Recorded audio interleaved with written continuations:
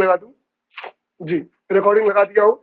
ऐसे में last chapter है ये आपका, और यहाँ पे आई थिंक अगर आपके समझ में आ गया तो सारी डिजीज लगभग अगर मान के चले तो आई थिंक 25 से 30 डिजीज ऐसी हैं जिनके बारे में एग्जामों में कहीं ना कहीं से पूछा जाता है कि निम्नलिखित से कौन बीमारी किसके माध्यम से फैलती है, किसके द्वारा फैलती है, इनके सिम्टम्स क्या है, या इनका इंक्यूबेशन पीरियड क्या है, या किस अंग को प्रभावित करते हैं या किस तंत्र को प्रभावित करते हैं, ठीक है, या इनके इनके नाम क्या है, जिनके द्वारा फैलता है उनके नाम क्या है, चाहे वो बैक्टीरिया हो, चाहे वायरस हो, चाहे फंगस हो, या फिर आपका चाहे प्रोटोजोआ हो। ठीक है, आइए लास्ट चैप्टर पे चलते हैं और जल्दी से आपको बताते हुए कवर करते हैं।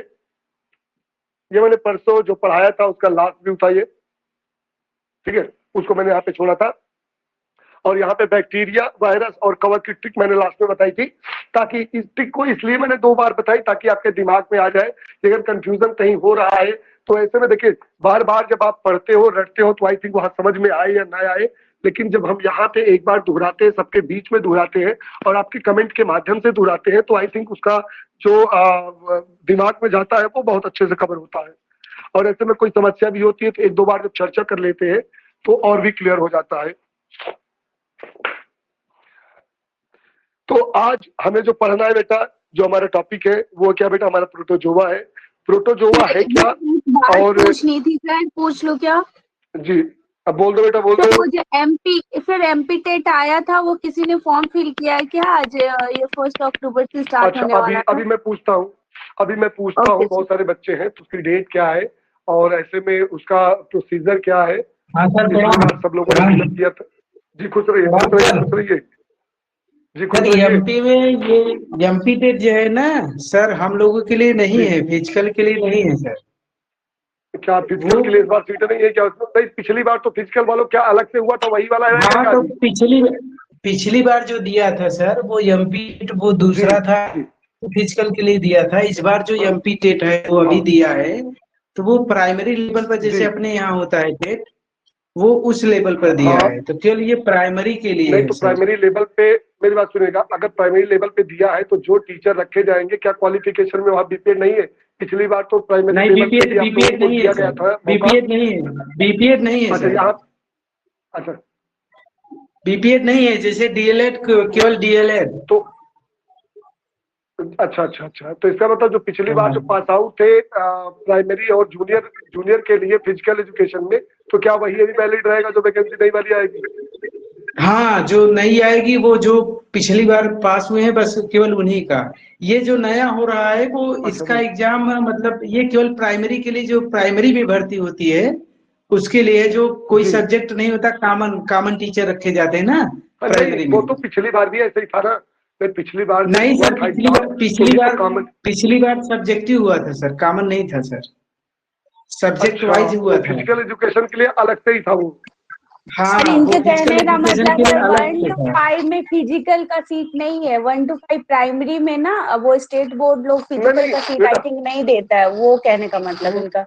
मेरी बात सुनेगा, पिछली बार आप लोगों ने देखा है कि जब प्राइमरी की जो जूनियर और प्राइमरी लेवल की जो आई थी एमपी टेट, तो उसमें फिजिकल एजुकेशन वालों को भी शामिल किया गया था क्योंकि वहां पे सब्जेक्ट भी था, हाँ, पिछली बार पेडोलॉजी के साथ साथ में सब्जेक्ट भी दिए गए थे।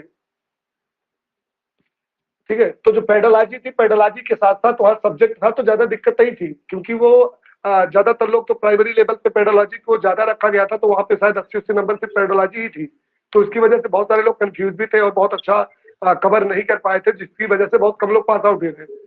और जूनियर लेवल की जो वैकेंसी थी उसमें बहुत सारे लोग पास हो गए थे, हमको लगता है कि अपने ग्रुप से ही लगभग 90-90 लोग पास हो गए थे, मतलब जो भी डाले थे तो लगभग सब पास थे।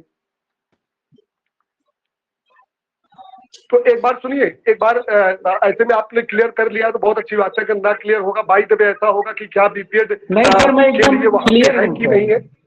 अच्छा श्योर मैं है ना? क्लियर हूँ सर, श्योर है? एकदम सर, श्योर सर। चलिए कोई बात नहीं, चलिए कोई बात नहीं, क्योंकि वो अलग से डी आनी चाहिए थी या अलग से आ सकता था, तो पिछली बार तो अलग से ही आई थी, तो इस बार हो सकता है मे बी या तो क्योंकि पिछले के अब जब अकॉर्डिंग कर तक दे या फिर नहीं कुछ। जी जब तक नई भर्ती नहीं होगी जो पिछला हुआ है तब तक उसका आएगा भी नहीं जी सर। अभी वेट, अभी अच्छा अच्छा, उनकी भर्ती बाकी है, मतलब वो एक, तब तक टेस्ट नहीं हाँ निकालेंगे। भर्ती तो बाकी, उन्होंने सितंबर के लिए समय जी दिया था पहले कि हम सितंबर के जी लगभग लास्ट में अपना शेड्यूल जारी कर देंगे। तो अभी अभी वहां पे चुनाव उनाव हुआ है, तो सारा सा तो एक बार थोड़ा सा अलट पलट जाता सारा कुछ ना, तो उसकी वजह से थोड़ा सा आगे पीछे आई थिंक हो सकता है। लेकिन वैकेंसी वहाँ की जो बहुत जल्दी आनी चाहिए, क्योंकि उनका जो मतलब टाइम है बीपीएल वाले नहीं लिमिट है लिए जाएंगे थोड़ा सर? नहीं, उसमें तो रहेंगे, जो पिछले वाली वैकेंसी थी उसमें तो रहेंगे, लेकिन जो नई यदि आई है, जो नया एमपीटेट है, शायद उसमें उसके लिए शायद वहाँ पे क्वालिफिकेशन, क्योंकि प्राइमरी लेवल का ही स्पेशल है, तो वहाँ पे ना हो सकते हैं। अगर जूनियर लेवल का होता है या फिर माध्यमिक के लिए अलग से होता तो हो सकते वहाँ। Hello sir. जी हेलो। हाँ सर, जी बोलिए, जो मुझे आवाज आ पिछला रहा के है? पास हुए हैं उसकी मार्कशीट मिलेगी कि नहीं, कैसे कहा होगा? मार्कशीट तो मिल गई है लगभग सर, सही पास आउट ऑनलाइन है। सबको मिल गया है, ऑनलाइन सबको मिल गया है। तो क्या ऑनलाइन नहीं वो हमारे डाउनलोड पास। करने के लिए दिया था क्या ऑप्शन? जी सर, ऑप्शन वो दिया था डाउनलोड करने के लिए, हार्ड कॉपी वही मान्य तो करेगा देखिए, वो। जो लोग ना डाउनलोड किए हो, डाउनलोड कर ले, ऑप्शन पूछ करके ग्रुप में कि किस तरीके से वहां डाउनलोड करने का ऑप्शन था। और उसको जैसे सर नेट बता वगैरह हुआ तो दीजिएगा। उसके, देखिए जैसे नेट होता है, तो नेट के लिए आपके पास अलग से कुछ आता नहीं है। आप वहाँ एलिजिबल है, आप क्वालिफाई हो गए, तो आपकी साइट पे ही वो डाउनलोड करने के लिए मार्कशीट होती है, आप डाउनलोड कर लीजिए, उसको अपने पास रख लीजिए। ऐसे ही यहाँ भी सर रहा वो होगा। रिजल्ट जो दिखाया था उसमें तो दोनों को दिया था, प्राइमरी जूनियर के साथ में क्वालिफाइड लिस्ट जी दे दिया था, हाँ, कितना नंबर आप पाए। उसका प्रिंट जी आउट जी हम जी लोग जी रखे जी, हैं निकाल के। वो तो प्रिंट बस आउट रखे अगर होंगे, आप तो उसके हो सकता है। उसका रखें प्रिंट जी, आउट तो सही है। बाद में उसके तो बाद वही भी एक क्लास। बार वो दिया था, एक बार उसके बाद दिया था अच्छा, कि सभी लोग जी अपना निकाल लीजिए, फिर एक बार रिजल्ट दिया था, उसके बाद भी मार्कशीट दिया था सर। चलिए, एक बार और चर्चा हाँ हो सर, पाएगी, डाल जो दीजिएगा, एक्चुअली कैसे एमपीटी के निकलेगा बच्चे हैं। देखा जाएगा फिर कल। चलो चलो, मैं अगर प्रोसीजर किसी के पास होगा तो मैं भिजवा दूंगा, नहीं तो एमपी के बच्चे जो जुड़े हुए हैं ठीक। ग्रुप में, मैं उनसे थोड़ा डिस्कस कर लूंगा कि कैसे हो सकता है, और क्लियर हो जाएगा, दिक्कत नहीं होगी। दोनों चीजें वैसे ठीक। सारा कुछ लगभग क्लियर कर लिया, जिन लोगों ने डालना था उन लोगों ने उसके नोटिफिकेशन को अच्छे से पढ़ लिया होगा। आई थिंक अगर कहीं दिक्कत होगी, ना समझ में आया होगा, तो एक बार मैं पूछने का भी प्रयास करूंगा, और क्लियर हो जाएगा, उसमें दिक्कत नहीं होगी। ठीक है बेटा?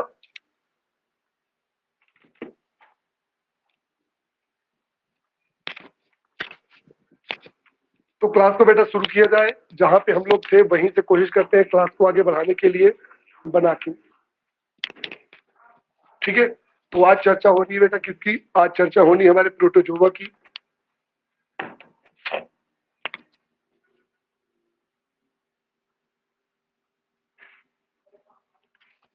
क्या बेटा? प्रोटोजोआ।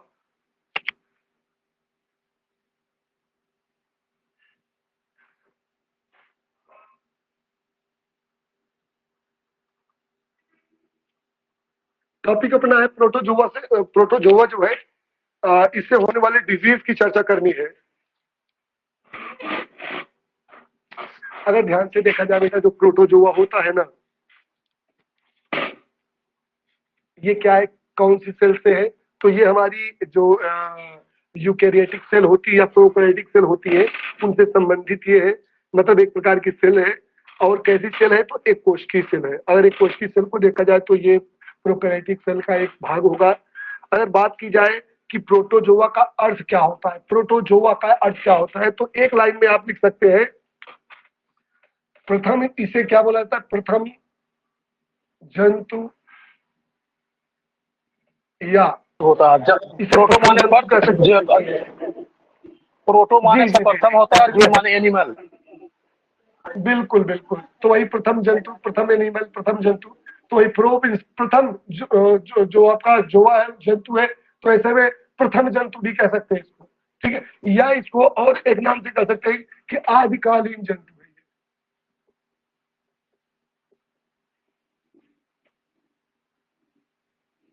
कैसा? आदिकालीन जंतु है ये।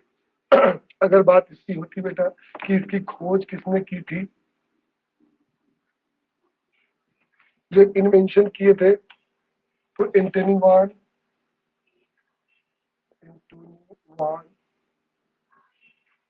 ल्यूवेनहॉक,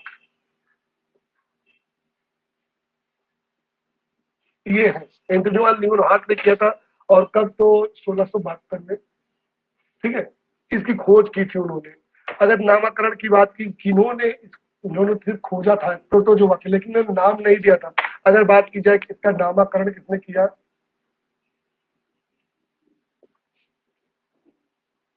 तो गोल्डफस्ट थे, उन्होंने किया था। गोल्डफस्ट ने किया था। क्या किया बेटा, इसका नामकरण किया था। अगर बात की जाए इसके अध्ययन को, इसका अध्ययन क्या कहलाता है, स्टडीज की अध्ययन तो प्रोटोजूलॉजी है, प्रोटोजूलॉजी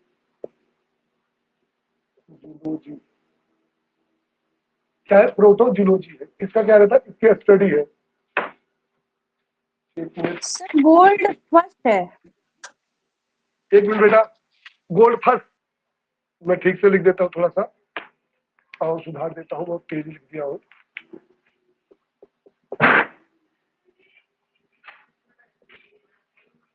गोल्ड फर्स्ट है बेटा, ठीक है। और कौन बेटा, प्रोटोजूलॉजी इसका अध्ययन है। अगर बात की जाए कि इनको देख कहाँ कहाँ पे देखा जा सकता है, तो इन जंतुओं को आप कहाँ देख सकते हैं। यह जंतु ज्यादातर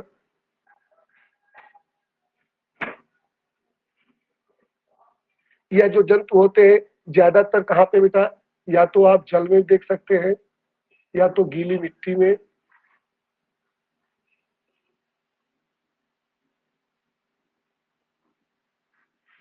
या तो जल में देख सकते हैं, या गीली मिट्टी में देख सकते हैं। यहाँ पे ये आपको आसानी से दिख जाएंगे।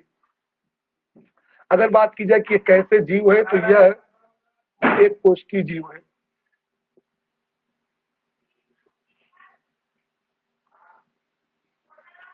ये कैसे बेटा, एक कोशिकीय जीव है। अगर बात की जाए कि कैसे जीव है, एग्जाम्पल के रूप में अगर चर्चा हो,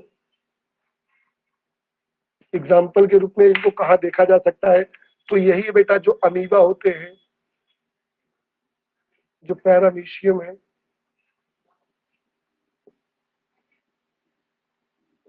अमीबा हो गया, पैरामीशियम हो गया, यूग्लिना हो गया,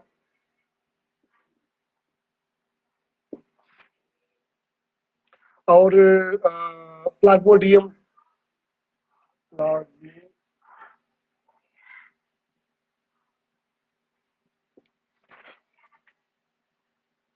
ये क्या है, एग्जाम्पल के रूप में इनको आप देख सकते हैं, ठीक है। अगर बात की जाए अब इनसे संबंधित जो आपसे प्रश्न पूछे जाते हैं, यहाँ से भी कभी कभी प्रश्न पूछे जाते हैं कि प्रोटोजोआ है क्या, प्रोटोजोआ की खोज किसने की, इसका नामकरण किसने किया, प्रोटोजोआ का अध्ययन, ये वाला बहुत इंपॉर्टेंट है, ये वाला आपका, ये अध्ययन वाली चर्चा होती है। फिर प्रोटोजोआ का उदाहरण क्या है, तो ये उदाहरण के रूप में था। अगर बात की जाए बेटा डिजीज की, जो रोग है, ये सबसे मुख्य प्रश्न आता है कि इनसे संबंधित होने वाला रोग जो है। तो यहाँ पे भी हम लोग एक ट्रिक याद करेंगे, और उस ट्रिक के माध्यम से याद कर दें तो 4 ट्रिक होगी, और चारों ट्रिक के माध्यम से पूरा क्लियर हो जाएगा हमारा, ठीक है। और लास्ट में हम लोग चारों ट्रिक के एक बार लिखेंगे आसानी से, ताकि उसको कभी भी जुबान पे रहे कि कभी भी एग्जाम में पूछा जाएगा, दिक्कत नहीं होगी। एक हमारी ट्रिक रही है, ये भी जीके ट्रिक वालों की ट्रिक उन्होंने ही बनाई थी, लेकिन अच्छी ट्रिक है, इसलिए सबके बीच में इसको मैं रखता हूँ। उन्होंने लिखा था, कल आम पानी में पका। ये ट्रिक है, क्या है, कल आम पानी में पका। जैसे आम तोड़ के आप लाए, उसको आप पानी में डाल दिए और अगले दिन देखे तो पक गया, तो लिखा कल आम पानी में पका, कल आम पानी में पका। ये क्या बेटा, कीवर्ड है हमारा। कीवर्ड में देखते कल का मतलब क्या है, कल का मतलब है काला जार,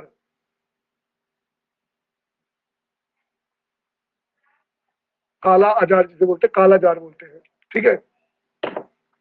दूसरा क्या बेटा, आम से है अमीबा, और अमीबा में कौन सी, अमीबा की जो पेचिस होती है, अमीबा पेचिस जो बोलते हैं, अमेबियासिस। हाँ एमेबियासिस, वही अमीबा पेचिस, अमीबियासिस, ठीक है। अमीबा पेचिस हो गई। फिर है पार पायरिया,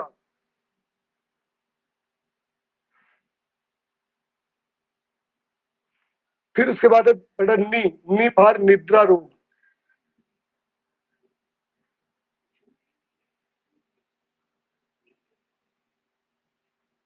निद्रा रोग। फिर है माँ पार मलेरिया,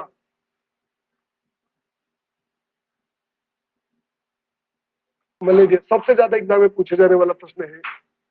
और फिर है पका, तो इसे पका से आप पेचिस समझिएगा, पाफार पका या उसी को पेचिस। एक अमीबी पेचिस होता है, एक पेचिस होती है, तो ये पाफार पेचिस है, पेंट अमीबा हिस्टोलिटी का। ठीक है, तो ये आपका कीवर्ड बना।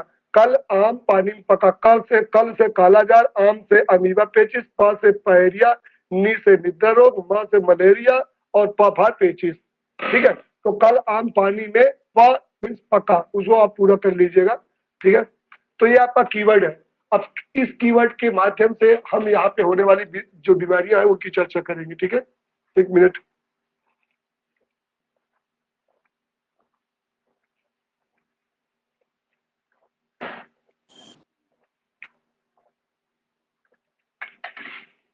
चलिए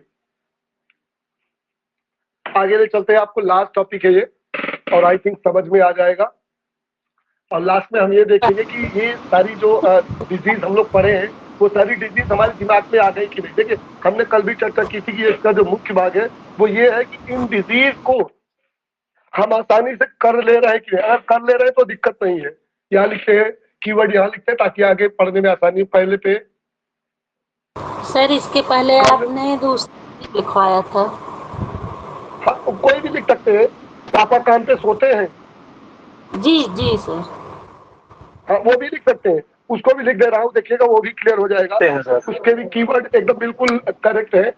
हाँ एक वो भी है, वो भी कीवर्ड देख लिया जाए। सर अभी आप कीवर्ड बनाए थे क्या? मेरा वीडियो रुक गया था, वीडियो रुक गया था। कीवर्ड बनाए थे क्या अभी रोग में? कीवर्ड देखिए एक कीवर्ड तो मैंने लिखा, कल आम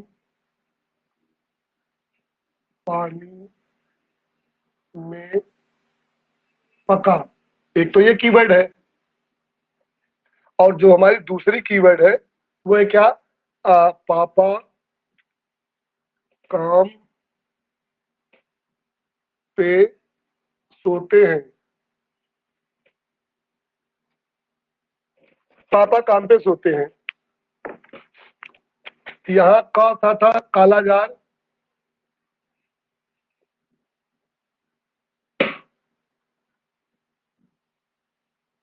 का से कालाजार, आम से जो है अमीबी पेचिस,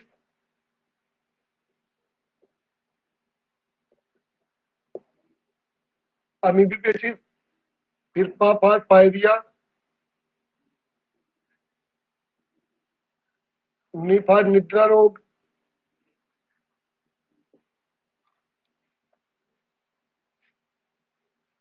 मां से मलेरिया,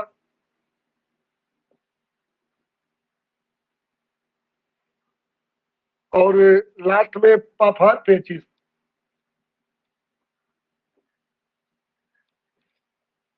डबल पा है तो एक पा दुई पा, एक पा से पायरिया,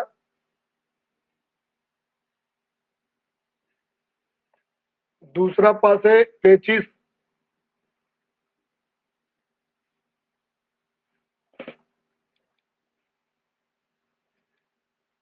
नहीं अगली बार हम लोगों ने जो बनाया था, ठीक जो बनाई थी उसमें क्या लिखा था, एक पा से पायरिया था, दूसरे ये पा से पेचिस ये वाले से है। फाइलेरिया सर वाला लिखवाए थे। हाँ फाइलेरिया भी इसमें है, इसमें फाइलेरिया नहीं था ना। पापा काम पे सोते हैं, तो एक पाफा यहाँ था, पापा को हम लोगों ने पाफा बोला था, इसी पाफा से मलेरिया। एक तो ये तो मलेरिया हो गया, मलेरिया हो गया। ये सोते से सोने वाली बीमारी,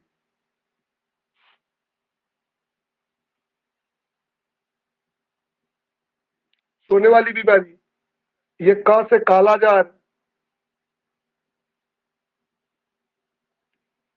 और ये जो है ये पद, इसी को हमने कहा था पाफा, इसको बोलिएगा पाफा। कान पे मतलब पापा कान पे, पाफा कान पे सोते हैं, ये फाफा फाइलेरिया था। सर जी सर यहाँ सोते हैं सर, यहाँ 3 बीमारियां हो जाती हैं सर। सो से हो गई सोने वाली, टे से हो गई टेपवार्म, और है से हो गई हाथी पाँव। ठीक है, हाँ, ये हा से हाथी पाव ये वाला है, बिल्कुल सही कह रहे हो। है से हाथी पाव है ये, वही हाथी पाव का मतलब फाइलेरिया। सर ये ऊपर वाला दोनों ट्रिक एक ही है ना? हाँ, ट्रिक एक ही है। मेरे कहने का मतलब ट्रिक बीमारियां एक ही तो है। एक ही है। तो जी जी सुनिए जी सर, जी इसमें जी कल आम जी। पानी में, कल आम पानी में पका है कर दीजिए, है कर देंगे तो हाँ हाथी पाँव हो जाएगा। हाँ हाँ, ये हाथी पाव यहाँ भी आ जाएगा।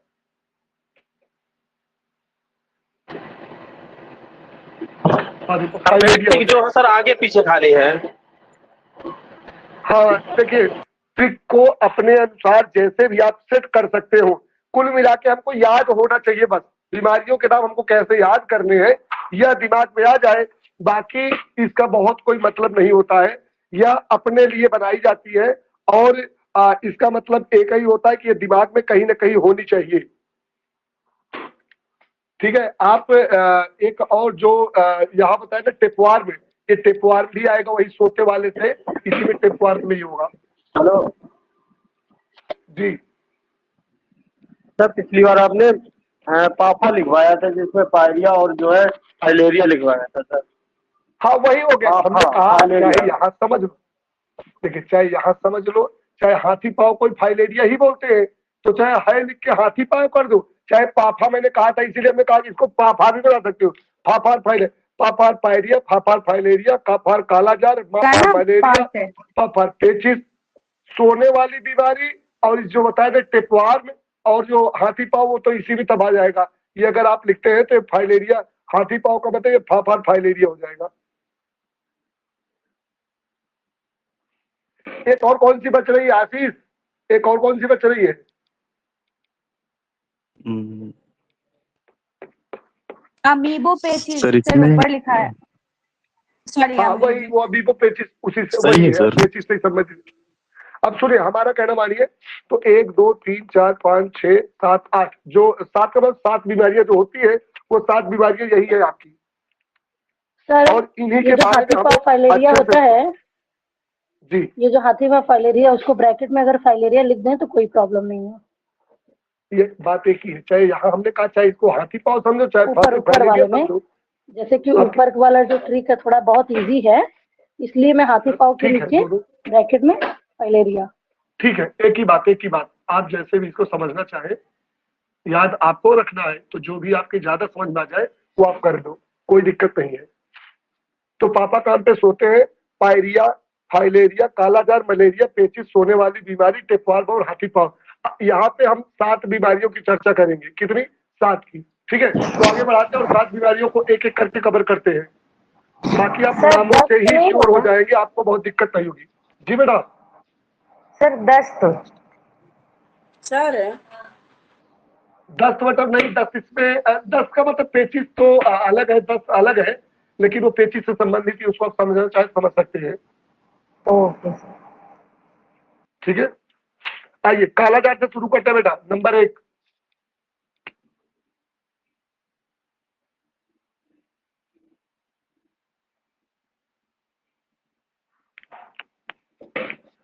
इसको इंग्लिश में काला अजार बोलते हैं।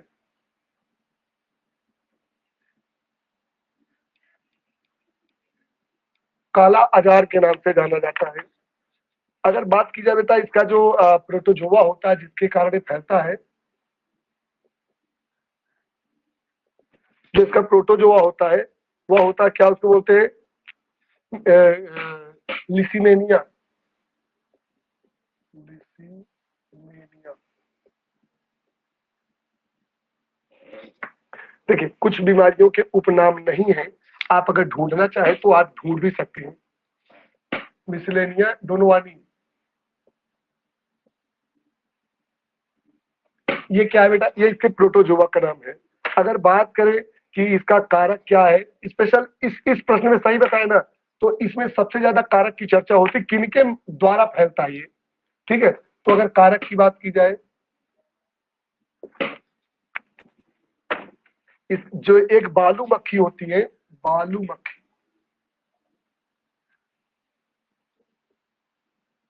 क्या है? बालू मक्खी, इसे सैंड फ्लाई बोलते हैं इंग्लिश में,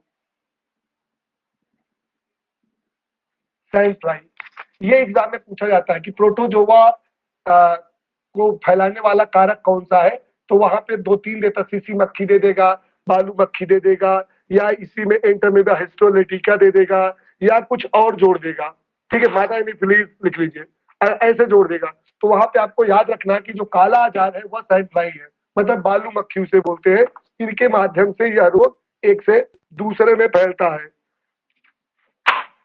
अगर बात की जाए बेटा कि सर जी लिसीमेनिया के आगे क्या लिखे हैं आप? दोनों वानी। Okay sir. ठीक है, प्रभावित अंग,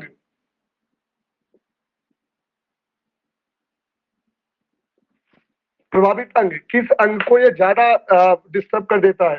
तो बेटा जो आपकी लसिका ग्रंथियां होती है, या कह लो सबसे पहले तो आपका रुधिर जो है, ब्लड है, उसको डिस्टर्ब कर देता है। ऐसे में जो आपकी लसिका ग्रंथियां होती है, लिम्फेटिक सिस्टम,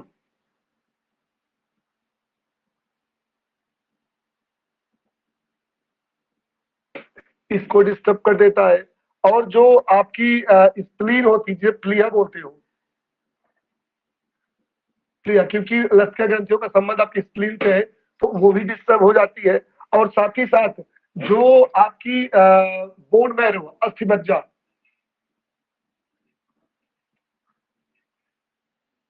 इन सभी पे अपना प्रभाव डालता है जो काला आजार है।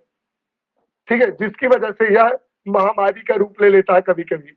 अगर देखा जाए तो मलेरिया के बाद यह सबसे बड़ी महामारी थी, कौन सी? काला आजार।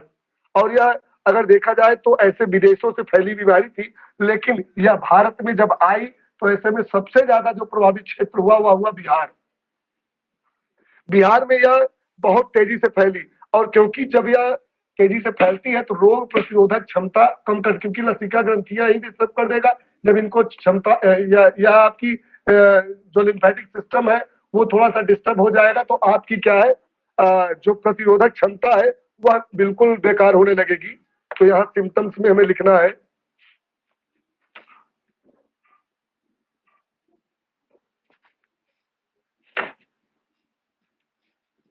प्रतिरोधक क्षमता का कम होना, मतलब आपका जो इम्यून सिस्टम है उसको डिस्टर्ब कर देगा। और ऐसे में क्या होगा, यकृत जो होगी, यकृत में स्वेलिंग हो जाएगी, सूजन होगी, यकृत में सूजन आएगी। और कम्युनिकेबल डिजीज का एक सामान्य लक्षण है तेज बुखार, सिर दर्द, ये बना रहेगा। ये क्या बेटा, ये काला आजार है। काला आजार को जाकर के आप यूट्यूब पे नहीं, सॉरी, गूगल पे जाइएगा, इमेज देखिएगा बस, तो आपके दिमाग में कुछ चीजें अपने आप क्लियर हो जाएंगी। ठीक बेटा, ये तक काला आजार। अगर नंबर 2 की चर्चा करें तो ऐसे में डिसेंट्री, पेचिस,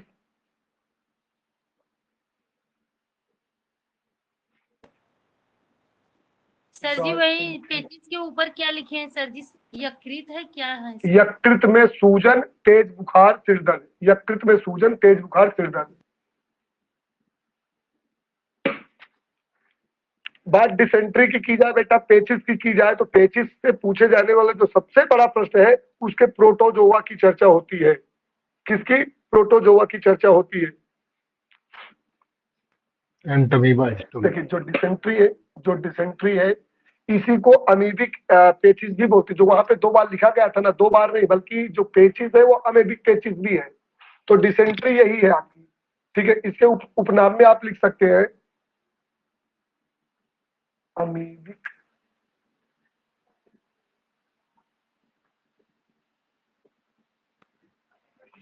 पेचिस किसी को बोला जाता है। अमीबियापिक या अमीबिक, क्या बोलेंगे वही अमीबिक, नहीं वो अमीबियासिस उसकी, हाँ अमीबियासिस, वही अमीबिक का मतलब अमीबा से जो संबंधित है। अगर बात की जाए जो इसका प्रोटोजोआ है, ये सबसे ज्यादा पूछा गया प्रश्न है। ये अभी जो लिख रहा हूं प्रोटोजोआ वाला, किसकी वजह से? तो एंटमीबा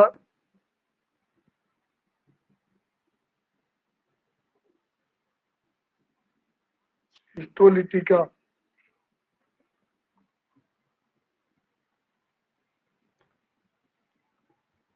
एंटमीबा हिस्टोलिटिका, ये क्या है? इसके प्रोटोजोआ का नाम है।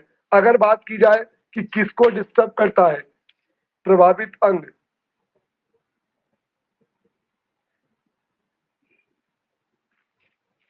तो किस अंग को डिस्टर्ब कर रहा है बेटा? तो ये हमारी आंत को करता हो, और स्पेशली बड़ी आंत। बड़ी आंत को डिस्टर्ब कर देता है, जिसकी वजह से बार बार आदमी लेटरिन की तरफ भागता है। ठीक है, जब आपके अंदर एंटमीबा हिस्टोलिटिका अंदर चला जाएगा, इसमें भी कई प्रकार की पेचिस होती है। जिस तरीके से सिम्टम्स आते हैं उसी तरीके की पेचिस मानी जाती है। अगर बात की जाए बेटा कि होता कैसे है, मतलब कारक क्या है, सर ये कारक क्या है? हिस्टोलिटिका लिखे हैं, please tell me sir. Histolytica, जी ओके, थैंक यू सर। हाँ, अंट अमीबा हिस्टोलिटिका, ये इसके जो प्रोटोजोआ उनका नाम है। जो प्रभावित अंग है बड़ी आंत है, और किसकी वजह से? तो दूषित जल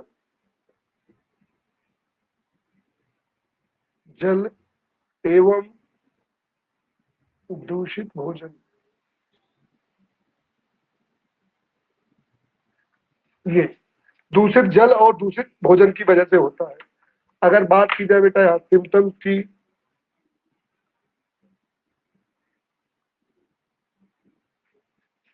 की, तो क्या होगा? जो आपकी आंतें होती ना, आंत है, आंत में स्वेलिंग आ जाएगी, आंत में सूजन,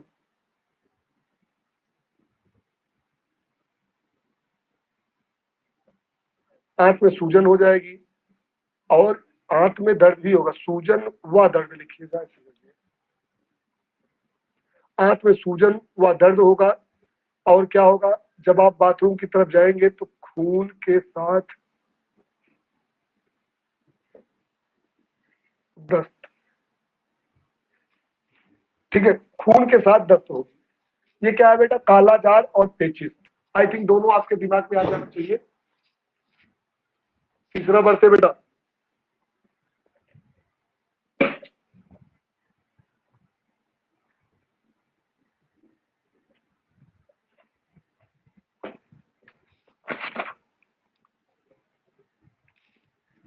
ठीक है। इसको आगे पीछे कर लिया हूं, उसके वो मत जाइएगा कि सिस्टमेटिक है कि नहीं है, क्योंकि हम लोग वो दूसरे वाले सिस्टम में आ गए। कल हम पानी में पका वाले से बता रहे हैं, बाकी आप लोग आगे पीछे कर लीजिएगा। तो कल से कालाजार, फिर पेचिस से कल आम, जो आम से अमीबिक जो पेचिस थी, वो पेचिस के नाम से मैंने यहाँ लिख दिया है। ठीक है, तो पेचिस से अमीबिक पेचिस की मैंने चर्चा कर दी है। तो चाहे तो ऐसे जानते रहिएगा, और चाहे तो जो दूसरा सिस्टम आप था उसके माध्यम से भी हो जाता कि पापा कान पे सोते हैं, यहाँ में लिख दिया होता तो ज्यादा अच्छा था। थोड़ा सा बार बार आपके दिमाग में वो आता रहता तो अच्छा लगता। क्या पा था, ठीक है, पापा काम पे सोते हैं। इसमें सिर्फ क्रीमी वो आगे बढ़ाना, बाकी कुछ करना नहीं है। तो अभी पाएगी, अभी हम लोग कहाँ पहुंचे बेटा? कहाँ से कालाजार पे आ गए हैं। ठीक है, कालाजार पे चर्चा हमारी हो रही है। तो कालाजार हो गया, और आपका पाफार पेचिस हो गए। कालाजार और पेचिस की चर्चा हो गई है। आगे बढ़ते हैं।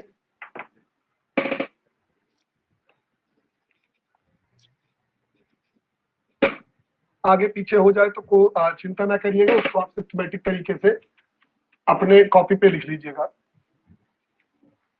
ऐसे पहले हमको बताना क्या था? पाफार पायरिया,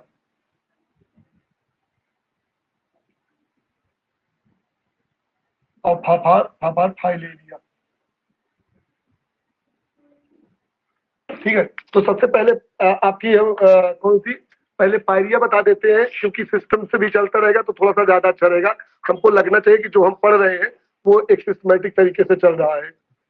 चलिए, तो पायरिया की चर्चा हो जाए।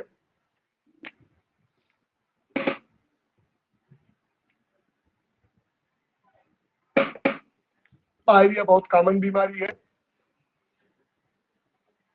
बहुत कॉमन बीमारी है। ऐसे में क्योंकि लगभग लोग जानते होंगे, चाहे अन्य बीमारियों को जानते हो या ना जानते हो, आज पायरिया इतना तेजी से लोगों को प्रभावित कर रहा है कि लोग बिल्कुल क्लियर हो जाते हैं कि यार उनके जैसे ही उनको लगता है कि यार मुंह से बदबू आ रही, वो कह देते हैं कि पायरिया हुआ क्या। अगर पायरिया के अंदर जाके पूछे तो हो सकता है वो ठीक से ना बता पाए, लेकिन जैसे ही उनके मसूड़े से खून निकलेगा या मुंह से दुर्गंध आएगी, वो तुरंत कह देंगे यार पायरिया हुआ है क्या। ठीक है, तो आइए देखते हैं प्रभावित अंग। सबसे पहले क्या है, पहले प्रोटोजोआ देख लेते हैं।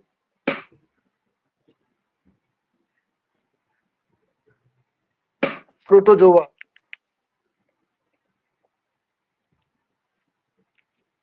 तो एंटमीबा, जिंजिविलिस, क्या है, जिंजिविटिस, जिंजिविटिस।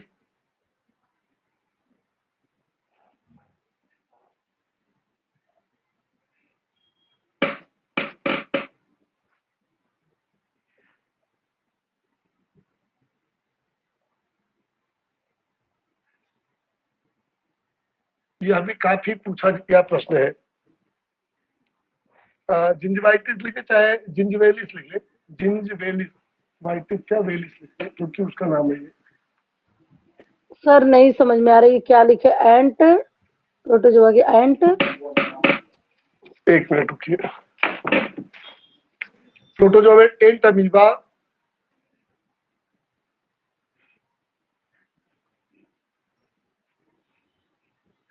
जिंजिविलिस,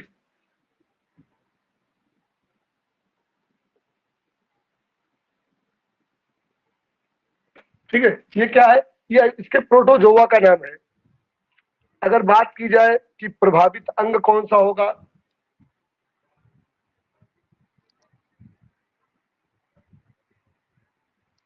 प्रभावित अंग, तो क्योंकि यह जो होता है यह दांतों में होता है, तो स्पेशली दांतों में क्या, ये मसूड़ों में, मसूड़ों का कटना, नहीं मसूड़ों, ऐसे में लिखे कि क्या लिखेंगे सर मसूड़ों में ब्लड आना, जो प्रभावित अंग है, मसूड़ों से खून आना। नहीं ऐसे लिखे प्रभावित अंग में लिखे दांतों के मसूड़ों, क्या लिखेंगे, दांतों के मसूड़ों में क्या होगा, दांतों की, ऐसे लिखे दांतों के प्रभावित अंग है, दांतों की जड़ एवं मसूड़े, ऐसे लिखे आप, सही है। ठीक है, जो दांतों की जड़ है वो, और एक क्या, और जो मसूड़ा है वो, ये इनको प्रभावित करेगा। जो दांतों की जहाँ पे जड़ होती है उनको डिस्टर्ब कर देता है और मसूड़े कट जाते हैं, तो यह होगा बेटा क्या, प्रभावित अंग में। प्रोटोजोआ हो गया। अगर सिम्टम्स की बात करें,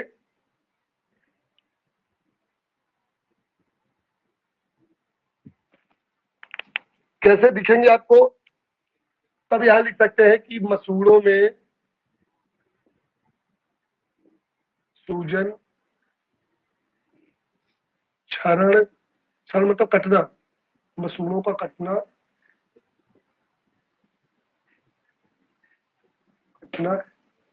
एवं मवाद आना, मवाद आना, मुंह से दुर्गंध। ये क्या बेटा, ये हमारा पायरिया है। ठीक है, ये हमारा पायरिया है। काला जार यहाँ पे हो ही गया है। अब फाइलेरिया यहीं पे देख लिया जाए। कौन सा बेटा, फाइलेरिया। देखिए फाइलेरिया और मलेरिया, यह भी प्रश्न आपसे बहुत ज्यादा पूछे गए हैं, तो दूसरे नंबर पे यहां मैं लिखता हूं फाइलेरिया।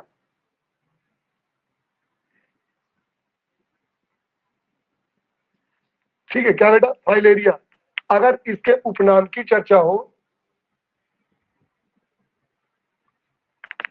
उपनाम की चर्चा हो, तो इसे फील क्या बोलते हैं, फील पाओ, हाथी पाँव, हाथी पाँव, नहीं हाँ हाँ, एक और कुछ नाम इसका है, एक तो हाथी सर पाँव, पील पाओ, सर पील पाओ, पील पाओ। पील पाँव, हाँ हाँ, नहीं बिल्कुल बिल्कुल, पील पाँव बोलते हैं। Yes sir. पील पाँव कहते हैं। हाथी पाँव, पील पाँव, इनको इस नाम से भी जाना जाता है, ये इसके उपनाम है। अगर बात की जाए बेटा इनकी प्रोटोजोआ की,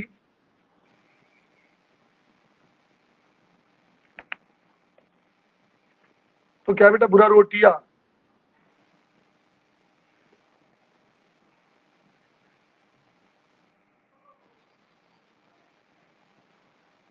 और क्या है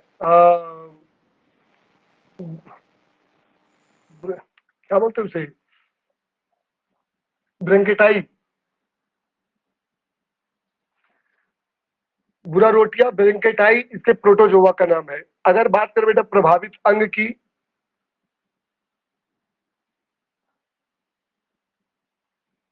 प्रभावित अंग की, तो आप लोग देखे होंगे जो पैर होता है,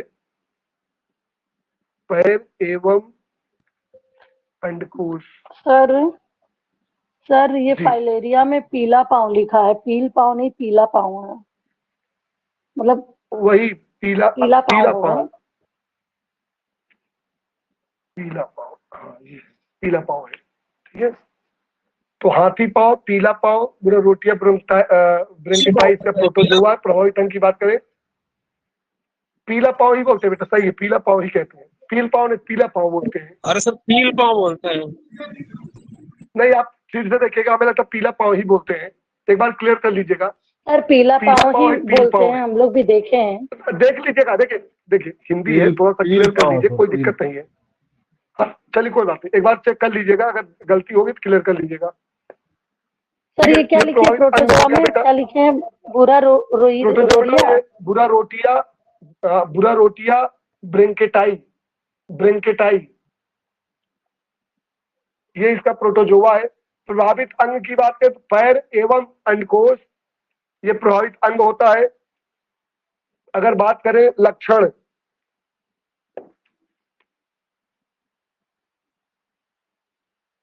लक्षण की बात करें तो क्या होता है बेटा, इसमें पैर मोटे हो जाते हैं,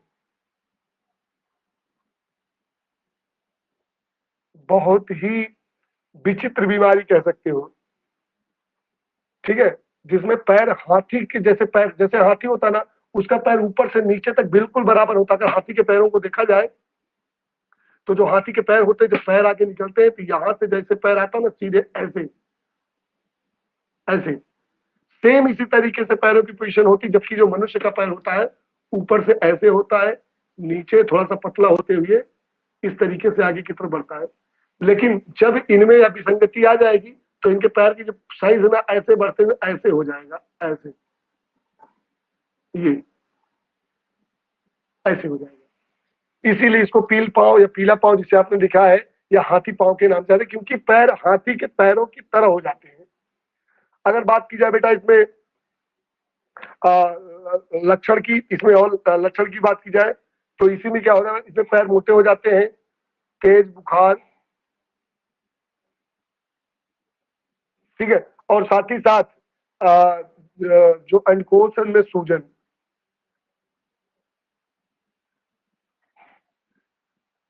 ठीक है, ये हो सकता है। अगर बात करें कि इसका कारक, ये सबसे इंपॉर्टेंट है, ये आप लोग जरूर नोट कीजिएगा और याद भी करना है। तो इसका जो फाइलेरिया का जो वाहक होता है ना, जो कारक होता है, वो क्यूलेक्स मच्छर होता है।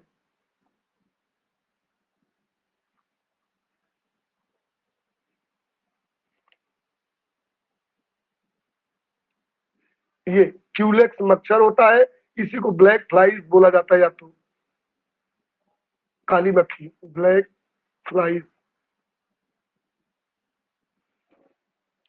ठीक है। तो सबसे ज्यादा पूछा गया है, या तो ब्लैक फ्लाइज होगा या तो क्यूलेक्स मच्छर होगा, इसका वाहक फाइलेरिया का, ठीक है। तो भैया आपका पायरिया हो गया, आपका फाइलेरिया हो गया, एक यहाँ पे का से क्या था, कालाजार, कालाजार पहले ही हो गया है, निद्रा, कालाजार पहले, पेचिस भी पढ़ चुके हैं। अब सोने की बीमारी पढ़ना है, निद्रा, जी, मलेरिया सर। हाँ अरे सॉरी, ये माँ है काम पे, तो यहाँ पे आप लिख मलेरिया कर देते हैं। ठीक है, तो काला जार हो गया, पेचिस, मलेरिया नहीं हुई। हम पहले किसको, मलेरिया को पढ़ लेते हैं। तो देखिए हमारा पायरिया हो गया, फाइलेरिया हो गया, काला जार हो गया, पेचिस हो गई, अब मलेरिया का नंबर है, फिर सोने की बीमारी। ठीक है, आइए आगे चर्चा करते हैं, इसको मैं खत्म करता हूँ। इनमें मुख्य मुख्य जो प्रश्न है वो याद रखिएगा, इनसे कारक से ज्यादा प्रश्न पूछे गए हैं। पीछे आप उठा के देखेंगे तो ब्लैक फ्लाइज या क्यूलेक्स मच्छर या प्लाज्मोडियम, इनकी चर्चा सबसे ज्यादा होती है, तो इनको याद रखना है। मलेरिया, आइए, मलेरिया एक ऐसी बीमारी है बेटा जो बहुत ही आम है, लगभग लोग इससे बहुत ही परिचित हैं, बहुत दिक्कत नहीं होती। जब भी कुछ होता है या बरसात का मौसम आता है तो लोग कहते हैं यार मलेरिया ना हो जाए, थोड़ा सा बच के रहिए। तो 1 2 3 4 इसको 5वें नंबर तक हैं। 5वें नंबर पे क्या है, मलेरिया।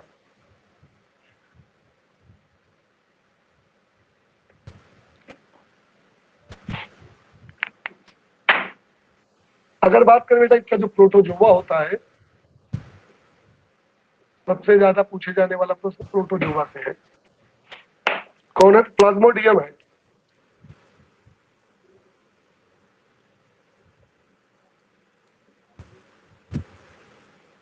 कौन बेटा, प्लाज्मोडियम, ये इसका प्रोटोजोआ है। इसके बाद दूसरा प्रश्न इससे ज्यादा पूछा गया वाहक से, कि कौन इसको फैलाता है, किसके काटने से होता है। तो मादा एनाफिलीज,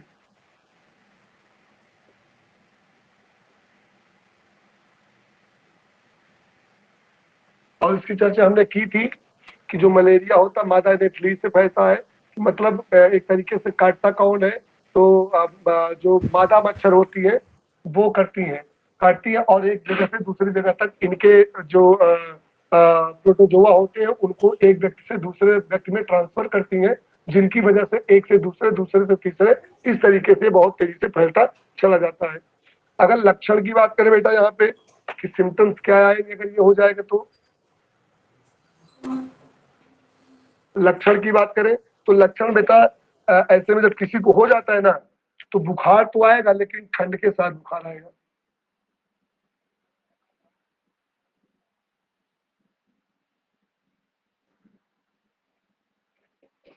ठंड के साथ बहुत तेजी से बुखार उस व्यक्ति को होगा जिसमें मलेरिया प्रभावित होंगे। तो अगर बात की जाए बेटा किसको डिस्टर्ब करता है, मतलब प्रभावित अंग कौन सा है,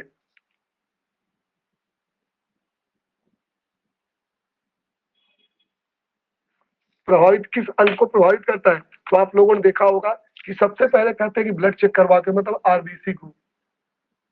आरबीसी को डिस्टर्ब कर देता है। आरबीसी के साथ साथ डिस्टर्ब करेगा किसको, आपके लीवर को, लीवर के साथ आपकी स्प्लीन, मतलब जो प्लीहा है, इन तीनों को। जो प्रभावित अंग है आरबीसी है, लीवर है, स्प्लीन है। अगर इसके जो संक्रमण काल है उसकी बात करें तो ये, क्योंकि संक्रमण काल से भी इससे प्रश्न आए हैं, तो इसका जो संक्रमण काल है,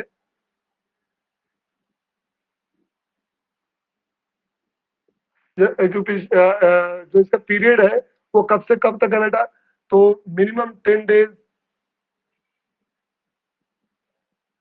से 20 डेज तक। किसी को जब मलेरिया हो जाता है तो उस व्यक्ति को जो दवाइयां दी जाती हैं एक रूटीन के अनुसार दी जाती हैं कि इतने दिन में आपको यह रूटीन के अनुसार दवा खानी है, ताकि आसानी से यह रोग आपका जा सके। इसके बाद लास्ट में देखे बेटा तो हमारा कौन सा है, सोने की बीमारी है। छठवीं जो है सोने की बीमारी,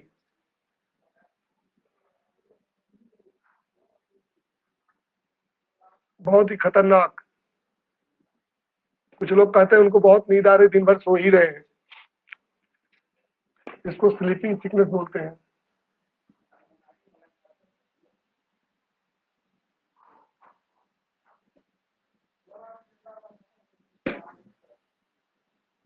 स्लीपिंग सिकनेस इसको बोलते हैं। ठीक है, अगर बात की जाए इसके प्रोटोजोआ की, इसका जो प्रोटोजोआ है ट्रिपेनो सोमा,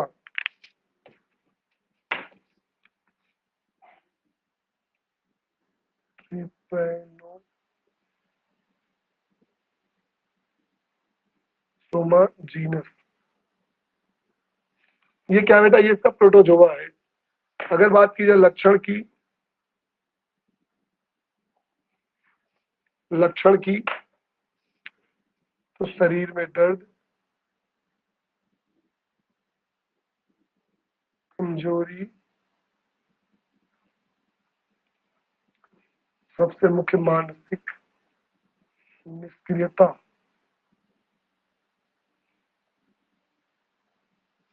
मानसिक रूप से वो बिल्कुल असहज महसूस करेगा। अगर बात की जाए बेटा अंग की कि कौन सा अंग डिस्टर्ब होता है, तो ऐसे में जो मानसिक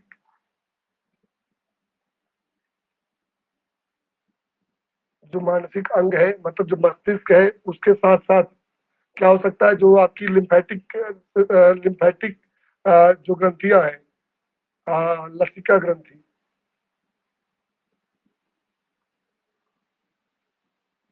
इन दोनों को डिस्टर्ब कर देता है।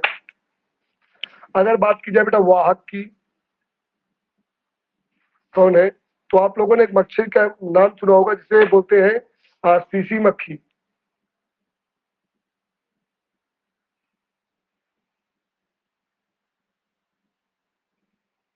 ये जो सीसी मक्खी होती है ये डिस्टर्ब करती है।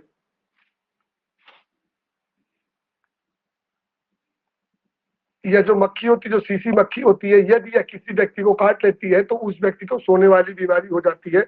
वह व्यक्ति ज्यादातर सोया ही रहता है। सबसे ज्यादा अगर इस बात की जाए कि यह रोग कहाँ पे है, सबसे ज्यादा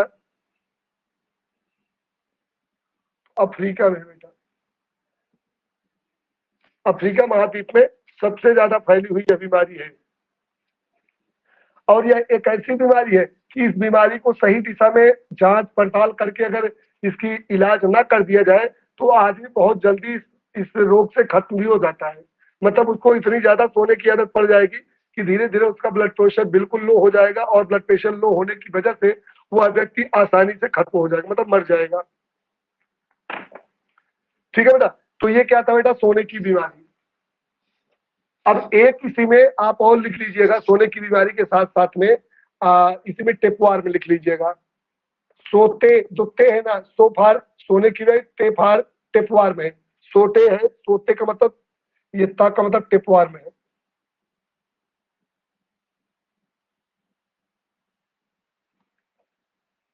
ठीक है, आइए टेपवार की चर्चा हो जाए तो इस तरीके से हमारे पूरे रोग खत्म हो जाएंगे।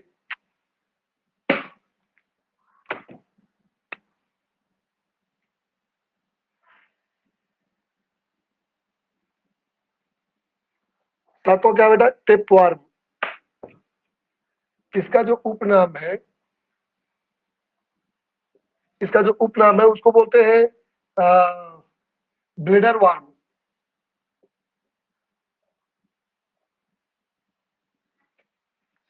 उपनाम इसका ब्लेडर वार्म है। इससे इसका भी टेपवार्म का प्रोटोजोआ पूछा जाता है।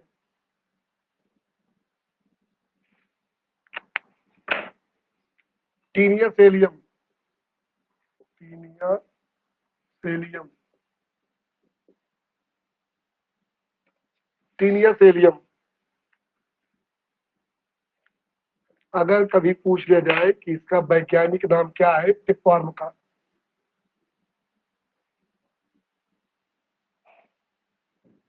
टेपवार्म का वैज्ञानिक नाम, तो उसका नाम है सेस्टोडा।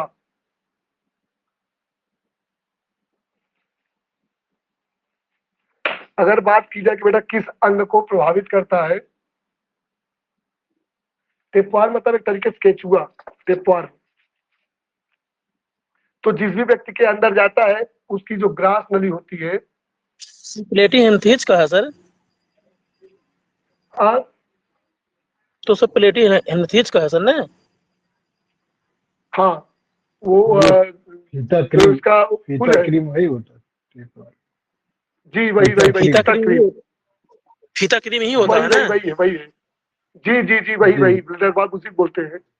ऐसे में जब ये पेट में जाता है ना तो ग्रास नली, पाचन नली या पाचन तंत्र, अंग तो है लेकिन मान चलिए कि जो पूछा पाचन तंत्र, पूरे पाचन तंत्र को खराब कर देता है। साथ ही साथ जो नर्वस सिस्टम होता है जिसको गड़बड़ करता है ना, तो आपकी तंत्रिका तंत्र भी डिस्टर्ब हो जाती है। सर उसमें फाइलम तो प्लेटिहेल्मिन लिखना नर्वस पड़ेगा सिस्टम है सर ना। किसमें प्रोटोजोआ में? जी सर, जब प्रोटोजोआ लिखे हैं तो वहाँ प्लेटिहेल्मिन लिखना चाहिए सर ना। प्रोटोजोआ जो टेपवार में है, नहीं आप एक बार देखिएगा, जो टेपवार में है वो टीनिया सेलियम का होना चाहिए, वो जो उसका कुल है जो टेपवार में है। सही है सर, सही है, सही है सर। एक बार देख लीजिएगा, बिल्कुल क्लियर होना चाहिए, गड़बड़ नहीं है। जो टेपवार वो टीनिया सेलियम का ही ग्रुप है, उसका वैज्ञानिक जो उसका प्रोटोजोआ है। ठीक है। ऐसे तंत्रिका तंत्र सर वैज्ञानिक नाम क्या तंत्रिका तंत्र वैज्ञानिक नाम सिस्टोडा, CESTODA, सिस्टोडा। पाचन तंत्र खराब होगा बेटा, ऐसे में शरीर में विकृतियां आने लगेंगी। विकृतियां मतलब डिफॉर्मिटी, विकृति हो जाएगी। विकृति के साथ साथ जो बॉडी में है ना, रक्त की मात्रा क्योंकि चूस लेते तो क्या बोलते हैं, अल्प रक्तता, एनीमिया, ये भी होने का डर रहता है। मतलब ये सारी समस्याएं आ सकती हैं यदि किसी को टेपवार्म हो जाए तो। टेपवार्म आप ऐसे ही देखिए, जब किसी बच्चे के अंदर ये टेपवार्म आ जाता है तो उसका खाना पीना मतलब एकदम बिल्कुल चुचकता चला जाएगा, और समय ऐसे आने पर बिल्कुल ही वो एकदम से खत्म हो जाएगा बच्चा, अगर सही समय पे इलाज ना किया गया तो। जी सर जी क्या लिखे हैं विद्युत, ये क्या लिखे हैं सर जी? अल्प रक्तता, विकृतियां, डिफॉर्मिटी, जैसे काइफोसिस हो गया, लर्डोसिस हो गया, ये सब आने की समस्याएं हो जाती है, तो विकृति आ जाती है शरीर में। ऐसे में लक्षण क्या बेटा? कमजोरी आएगी, क्योंकि जब अल्प रक्तता होगी तो निश्चित रूप से कमजोरी आएगी, और क्योंकि पेट से संबंधित है तो भूख नहीं लगेगी।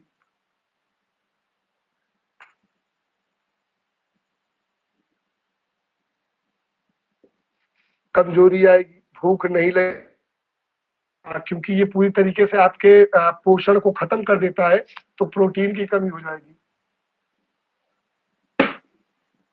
प्रोटीन एवं खनिज की कमी निकले।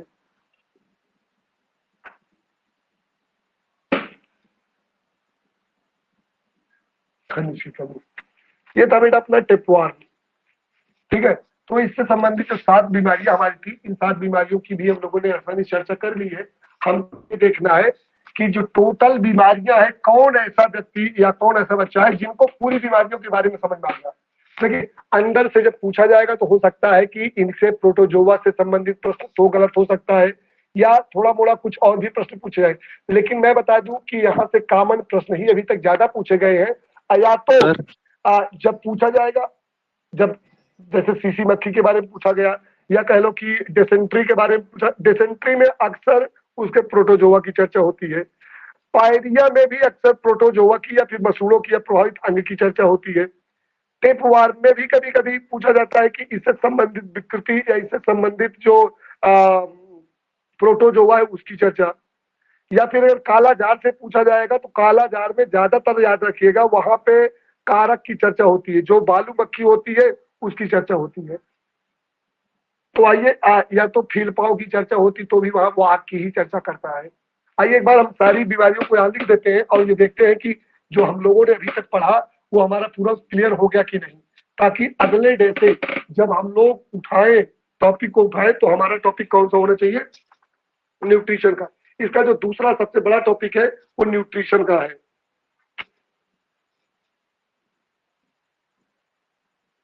ठीक है, अब एक तरीके से मैं इसका पूरा डिस्क्रिप्शन नहीं करूंगा, आप लोगों के सामने सिर्फ ये जान लीजिए कि रोग 2 प्रकार के थे जिनकी मैंने चर्चा कर दी थी।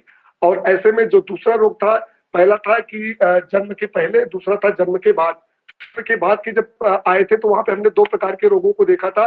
एक ऐसे थे जो कम्युनिकेबल थे, एक नॉन कम्युनिकेबल थे। मतलब एक फैलने वाले रोग थे एक से दूसरे में, और एक कुछ ऐसा रोग था एक से जो दूसरे में नहीं फैलता था। जो एक से दूसरे में फैलने वाले रोग थे उनकी चर्चा मैंने की थी। उनके 4 प्रकार के वो थे, वाहक थे, और उन्हीं 4 प्रकार वाहकों की चर्चा होनी थी। ऐसे में जो पहला था बेटा वो हमारा था जीवाणु। सर ये विकृतियां किस तरह की दूसरा होती हैं में? विकृति बेटे हेलो। देखिए, जब बॉडी आप खुद देखिए, विकृतियों का मतलब बेटा जैसे मान लीजिए यदि आपके बॉडी में टेपवार्म आ गया तो आपके बॉडी के प्रोटीन्स वगैरह को खत्म कर देगा, मिनरल्स को खत्म कर देगा, आपके जो पाचन तंत्र की क्रिया उसको ब्रेक कर देगा। जब आप खाना नहीं खा पाएंगे, आपको भूख नहीं लगेगी, तो धीरे धीरे आपकी बॉडी में कोई ना कोई विकृति आएगी। और विकृति का मैंने चर्चा की कि जैसे पेट का आगे की तरफ बढ़ जाना, अगर पेट आगे की तरफ बढ़ जाएगा तो लॉर्डोसिस की समस्या बन जाएगी। न्यूट्रिशन की कमी हो सकती है तो पैरों में विकृतियां आ सकती है, ऐसे में फ्लैट फुट हो सकता है आपका, ठीक है, आपके पैर, या फिर आपके बर्डन को पैर ना संभाल पाए क्योंकि प्रोटीन खत्म हो गई है, बरस जैसे रोग हो चुके हैं, तो ऐसे में आपके जो पैर है नौकनी भी हो सकता है, बोलेग भी हो सकता है। तो ये डिफॉर्मिटी आपकी बॉडी में आ सकती है, ठीक है बेटा। जी सर। अब देखिए हमने चर्चा की कि अब एकदम शांत रहना है, सिर्फ हमको ये देखना है कि जो हम लोगों ने अभी तक पढ़ा था क्या हम लोगों ने उसको पूरी तरीके से खत्म कर लिया या नहीं। अगर वो पूरी तरीके से खत्म हो गया है तो इसका मतलब ये है कि अब हमें सारे जो रोग हैं वो एक तरफ से तैयार होने चाहिए, और रोग अगर तैयार हो गए तो सारी समस्या आपकी खत्म। जीवाणु जनित जो रोग थे उनकी मैंने एक ट्रिक बनाई थी, उस ट्रिक के माध्यम से हम लोगों ने पूरा खत्म कर लिया था। और जो अपनी ट्रिक थी बेटा वो थी गोपट की टीवी सीडी टॉनिक है जी।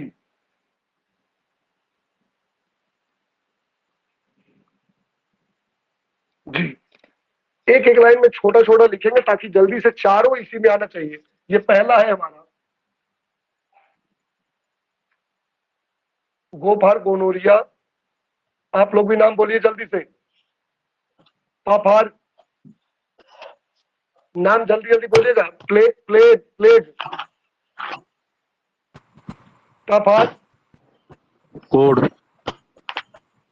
टाइफाइड,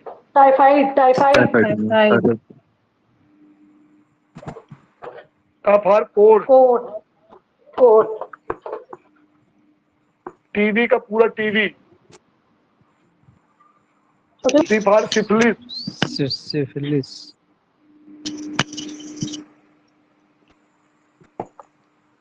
डिफार, डिप्थीरिया,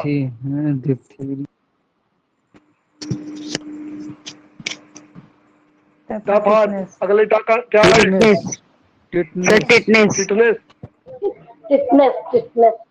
टिटनेस, नी का मतलब निमोनिया, कफार, काली खांसी,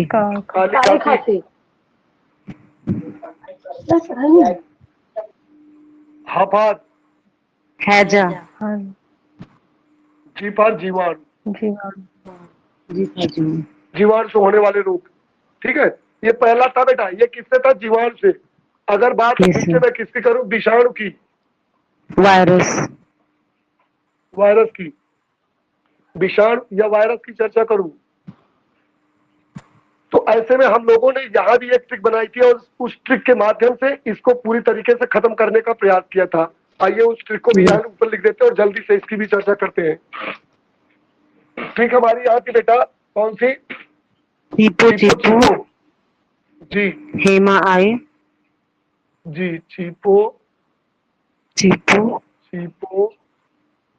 हेमा आई, ready PIG ruby, ready PIG ruby, ready, आइए, हाँ रेडी है, रेडी, यस सर, ठीक है। देखिए पहले चीपार, चिकन पॉक्स, अच्छा, दूसरे पा का मतलब पोलियो, पोलियो, चिकनगुनिया, ची का मतलब चिकन, जी, पीलिया, पीलिया, फिर हेपेटाइटिस, हेपेटाइटिस, माफार, malaria, sir measle, measle, sir malaria तो पैदा हुआ सर। ना, sorry, measles, yes sir, measles में खसरा, यस सर, हाइपर, एड्स, पूरा आई है, यस सर, एड्स, रेपार, rabies, D for diphtheria, dengue sir, नहीं, डिप्थीरिया सर डेंगू है sir, dengue sir, dengue, T for पीत ज्वर,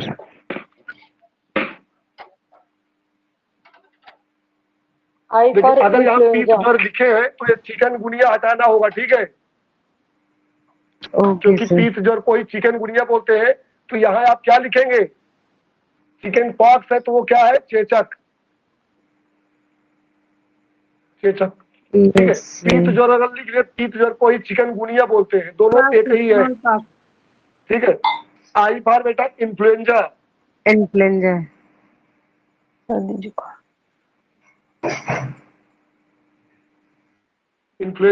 जी फॉर गलसुआ,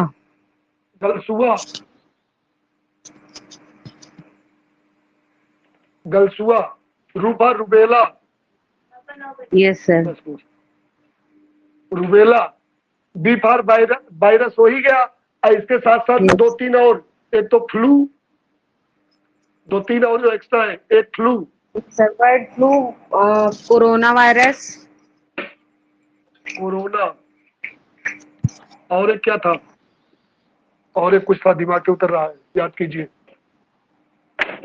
चलिए, विषाणु हो गया बेटा, सर सामान्य जुकाम, हाँ, सामान्य जुकाम था, वो था बेटा क्या, सामान्य जुकाम था जो दिमाग से उतर रहा था, तो उसको भी इसी में ही राइटिंग कर लीजिएगा, सामान्य जुकाम भी इसी की वजह से ही होता है, ठीक है। यस सर, अब आगे ये दूसरा, तीसरे का चर्चा करें तो हमारा आएगा क्या बेटा, गंजा दामान, जीवाणु हो गया, विषाणु हो गया, फंगस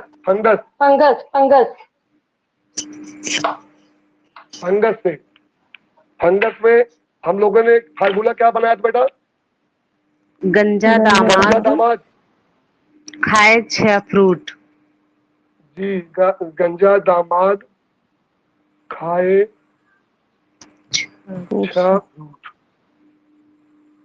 6 फ्रूट, ठीक है। चलिए, गापार, गंजापन, गंजा से गंजापन, दा से दाद, दमा, माँ से क्या था, मम, सर दमा हो गया, पहले दमा हो गया सर, अच्छा, आपने दमा लिखवाया था, दमा, ये दमा, बिल्कुल इसको दमा करते, दाद से दमा, जी, अब लास्ट में दाद, ये दा से दाद, ये दम से दमा, ये इतना मैं एक कर देता हूँ ऐसे, ठीक है। फिर खा से खाज, ये फ्रूट का मतलब एथलीट फ्रूट पूरा हो जाएगा, ठीक है। और छा से छाले, और फ्रूट से एथलीट फ्रूट,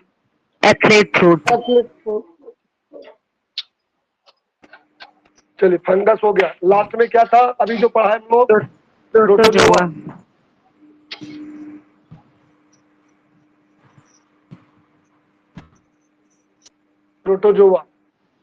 प्रोटोजोवा में हम लोगों ने अभी टेक्निक क्या बनाई थी, पापा काम पे सोते हैं, पापा काम पे सोते हैं, पापा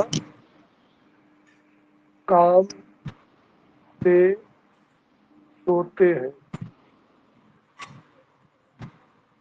चलिए इसकी भी ट्रिक जल्दी तैयार कर लेते हैं।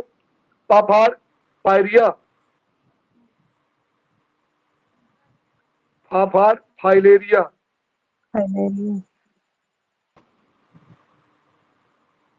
काम से, नहीं का से, कालाजार, का से क्या था? कालाजार, कालाजार। माँ से, मलेरिया,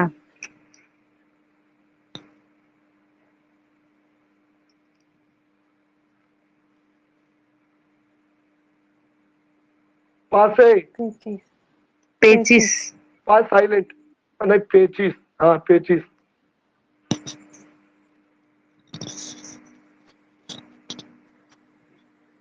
सोते से सोने वाली बीमारी, यस सर,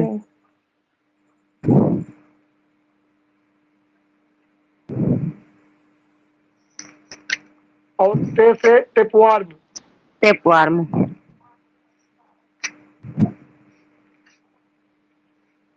ये पूरी बीमारियां बेटा हम लोगों की क्लियर हो गई हैं। ये जितनी भी बीमारियां थी ना एक बार में हम लोगों ने देख लिया है। अब सिर्फ इसको अपनी एक नोटबुक पे आपको अपने तरीके से बना लेना है। जब आप अपने तरीके से बना लेंगे तो सारे कंफ्यूजन आपके दूर हो जाएंगे। ऐसे में पूरी क्विज में नहीं बना पाया था, उसके लिए थोड़ा सा लेट हो गया क्योंकि एक दिन थोड़ा सा इधर उधर कामों में व्यस्त रहा। कल भी हो सकता है कि 2 अक्टूबर है तो थोड़ा सा काम धाम रहेगा, लेकिन ये कोशिश मैं करूंगा कि जितना भी बना पाऊंगा भी बना दूंगा, बाकी कल तक आपको प्रोवाइड करवा दूंगा ताकि दिक्कत ना हो। ये देखिए बेटा, ये चैप्टर हमारा पूरी तरीके से फिनिश हो गया है। किससे? रोग वाला। अब हम सीधा पहुंचे काम न्यूट्रिशन वाले पहुंचे, वो भी थोड़ा लंबा चैप्टर है क्योंकि वहां पे जो 6 कंपोनेंट है, चाहे प्रोटीन हो, चाहे वसा हो, चाहे कार्बोहाइड्रेट्स हो, चाहे आपकी विटामिन हो, चाहे आपका वाटर हो या फिर आपके खनिज लवण हो, तो खनिज लवणों की बड़ी एक लंबी श्रृंखला है। लेकिन एक सिस्टमैटिक वे से पढ़ेंगे ज्यादा दिक्कत है, बहुत आसानी से कवर हो जाता है। जो सामान्य प्रश्न पूछे थे बहुत आसान होते हैं। ठीक बेटा, चलिए गुड नाइट, कल फिर से मिलते हैं sir. Good night. Good night sir. जी। Good night sir, good night sir. Good night बेटा, very good night, good night जय हिंद। गुड नाइट बेटा, वेरी गुड नाइट।